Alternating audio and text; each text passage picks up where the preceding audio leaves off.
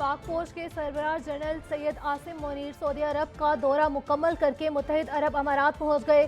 सिपह सलार ने यूएई के सदर शेख मोहम्मद बिन जैद से मुलाकात की। इसमें दो तरफा अमूर और बाहिमी दिलचस्पी के मामलात पर तबादला ख्याल किया गया।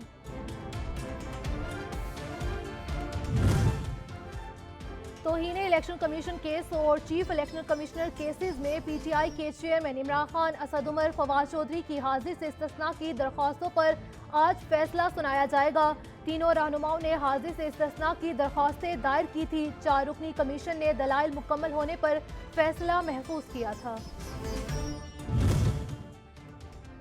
वज़ीर आला सिंध की हिदायत पर स्ट्रीट क्राइम के सद्देबाब के लिए हिकमत अमली तैयार। कराची के पुलिस ट्रैकिंग से 3100 पुलिस एहलकार तीनों जोन में भेज दिए गए। एहलकार थाने की निगरानी में हसास मकामात पर तैनात होंगे। अमेरिका ने पाकिस्तान के लिए $10 करोड़ की इजाफी इमदाद देने का ऐलान कर दिया। तर्जमान अमरीकी महकमा खारजा नेट प्राइस का कहना है कि सैलाब मुतासरीन के लिए अमरीका की जानिब से $20 करोड़ दिए जा रहे हैं। $10 करोड़ सैलाब से हिफाजत, वबा की रोकथाम, फूड सिक्योरिटी के लिए इस्तेमाल होंगे। इमदाद पाक अमरीका ग्रीन अलाउंस के तहत आएगी। आज़ाद कश्मीर में बल्दियाती इंतखाबात में कामयाब होने वाले उम्मीदवार आज हल्फ उठाएंगे।